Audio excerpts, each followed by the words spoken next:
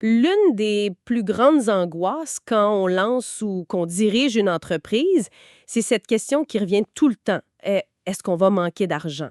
On peut avoir la meilleure idée au monde, mais sans cash, l'aventure s'arrête net. C'est exactement ça. C'est le monstre sous le lit de l'entrepreneur.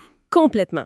Puis c'est pour ça que la vraie question, c'est pas juste ai-je assez d'argent, mais plutôt est-ce que mon plan de trésorerie est honnêtement réaliste? Ah, le mot honnêtement est important ici. Tellement on voit trop de plans qui sont de la pure fiction, basés sur un optimisme qui ne survit pas au premier contact avec la réalité. D'accord, alors déballons ça. Aujourd'hui, on va essayer de voir comment on passe de l'espoir à, disons, une confiance bien ancrée. L'objectif, c'est de bâtir un plan de trésorerie qui soit pas juste un document pour la banque. Non, non, un vrai outil de pilotage. C'est ça. Pour assurer la solidité, la croissance, on va faire un examen en profondeur pour aligner la vision, la stratégie, puis la dure réalité des chiffres. Absolument. Et le point de départ, c'est de comprendre qu'un plan de trésorerie réaliste, ça commence pas dans Excel. Ah non, Non. ça c'est l'outil. Le vrai travail, il commence bien avant, avec l'analyse stratégique. Avant même de penser à 1 $ de revenu, il faut se poser les questions qui font mal. Genre, Genre, est-ce que le modèle d'affaires est solide? Est-ce que le marché a vraiment besoin de cette solution? Ou c'est juste nous qui essayons de nous en convaincre?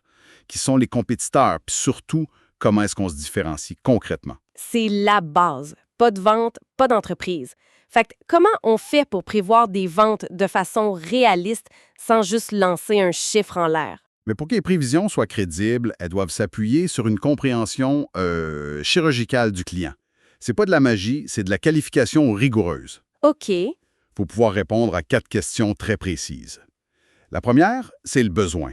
Est-ce que le prospect a vraiment, fondamentalement, un problème urgent que notre solution peut régler? Ça semble évident, mais j'imagine que beaucoup tombent en amour avec leur propre solution. Tellement, sans même valider si le problème est si douloureux que ça pour le client. On voit des boîtes passer des mois à développer des trucs dont personne ne veut. Valider le besoin, c'est la base. OK, le besoin. J'imagine que le deuxième point, c'est pas mal tout le temps la même affaire. Le portefeuille. Les entreprises peuvent se payer. D'accord. Besoin, budget, quoi d'autre? L'échéance. Est-ce que c'est le bon moment pour lui d'agir? S'il y a un besoin et puis un budget, mais que son projet est sur la glace pour 2 ans. Ça rentre pas dans le plan du prochain trimestre, c'est sûr. C'est ça. Verrouiller une échéance, même approximative, ça rend les prévisions beaucoup, beaucoup plus fiables. Et le dernier point, ce serait quoi? Le dernier, c'est celui qui tue le plus de ventes, les décideurs. À qui on parle au juste? J'ai un client qui a passé 6 mois à courtiser une grosse entreprise. Lunch, démo, proposition. Il était certain de signer. Hey, Il a fini par réaliser qu'il parlait au directeur de l'innovation, un gars super fin, mais dont le travail était juste de rencontrer des startups. Il n'avait absolument aucun pouvoir de signature. ouf, 6 mois de perdu. 6 mois. Parce qu'il n'a jamais osé demander qui d'autre que vous doit approuver ça. Répondre à ces 4 questions, c'est ça qui transforme une supposition en une projection solide. OK, là, on arrive à un point qui est vraiment intéressant. On voit plein d'entrepreneurs, surtout dans les startups, qui sont obsédés par le chiffre d'affaires. Ils annoncent des gros chiffres, ça paraît bien, mais ça dit pas toute l'histoire, hein? C'est le piège classique, le vanity metric comme on dit. Un gros chiffre d'affaires peut cacher une rentabilité très faible, ou même nulle. C'est vrai. Ce qui compte, c'est pas l'argent qu'on génère, c'est celui qu'on garde. L'obsession du chiffre d'affaires sans une attention maladive aux marges, c'est la recette pour s'épuiser. On pédale de plus en plus vite, mais le vélo avance pas. Et on a un exemple concret là-dessus qui est assez brutal. Ouais, un chiffre qui fait réfléchir.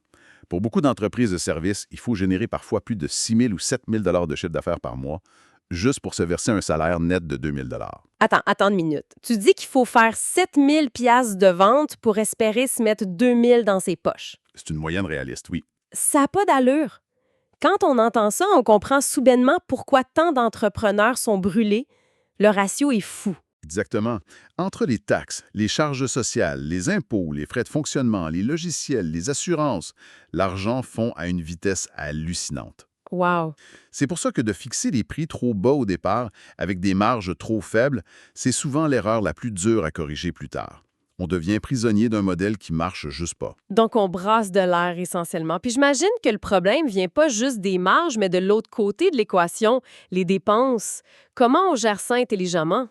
Ce qui est fascinant, c'est qu'il y a 2 extrêmes, 2 attitudes qui sont aussi nocives l'une que l'autre.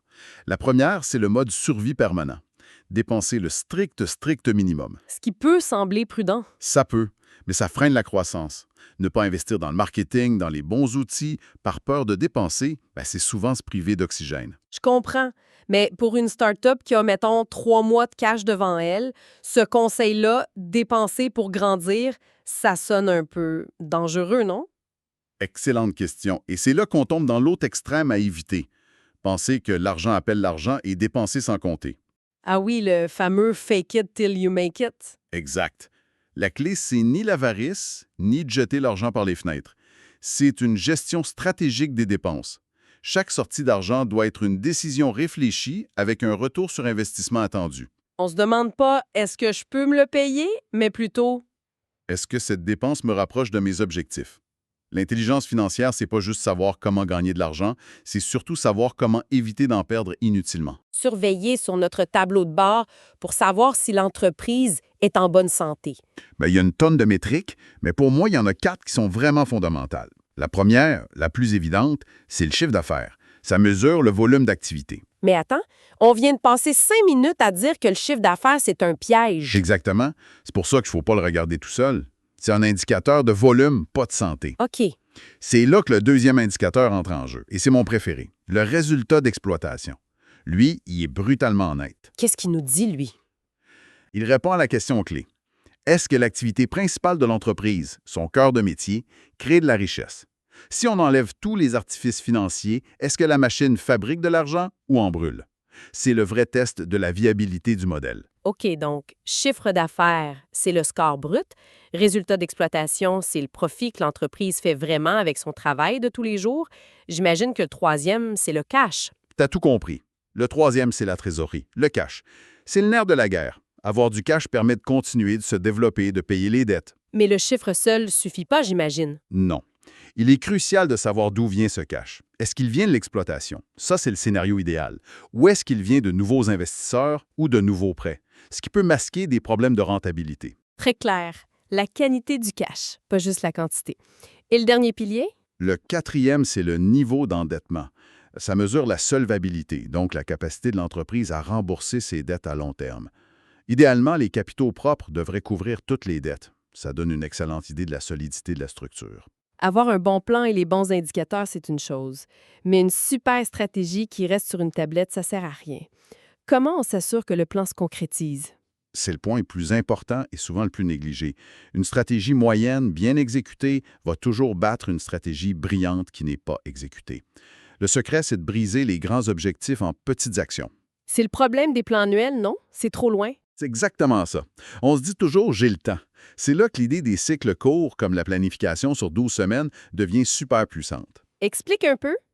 Au lieu d'une année de 12 mois, tu penses en 4 sprints de 12 semaines. On fixe des objectifs très clairs pour cette période, puis ensuite on définit les tâches précises à faire chaque semaine pour les atteindre. Ça force à être très concret. Mais le vrai pouvoir, c'est que ça force l'honnêteté. À la fin de chaque semaine, on ne peut pas se mentir. Soit la tâche est faite, soit elle ne l'est pas. J'aime ça.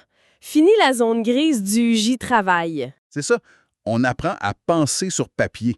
C'est une discipline. Chaque fin de semaine, on planifie la semaine qui vient et on mesure les progrès de la semaine passée. Est-ce qu'on a atteint nos objectifs? Sinon, pourquoi? Qu'est-ce qu'on ajuste? Ce processus constant transforme les ambitions en actions concrètes. C'est comme ça qu'un plan de trésorerie devient pas juste réaliste, mais surtout réalisé. En résumé, un plan de trésorerie qui tient la route repose sur une stratégie solide, une compréhension claire de la différence entre revenus et profits, Exact. Avec un focus obsessionnel sur les marges. un suivi rigoureux avec les bons indicateurs sur un tableau de bord. Et surtout, une exécution disciplinée découpée en cycles courts qui force à être honnête avec soi-même. C'est bien dit. Au final, maîtriser sa trésorerie, c'est pas juste une question de survie. C'est ce qui donne la liberté de construire, d'innover, de réaliser sa vision. La santé financière d'une entreprise, c'est le reflet direct de la clarté des décisions qui sont prises chaque jour. C'est le résultat d'une discipline, pas de la chance. Et pour y réfléchir, on laisse une dernière question en suspens. Au-delà des chiffres, quelle est la seule dépense, que ce soit en temps, en énergie ou en argent, qui, si elle était éliminée aujourd'hui, transformerait radicalement la santé financière de l'entreprise dans les 90 prochains jours?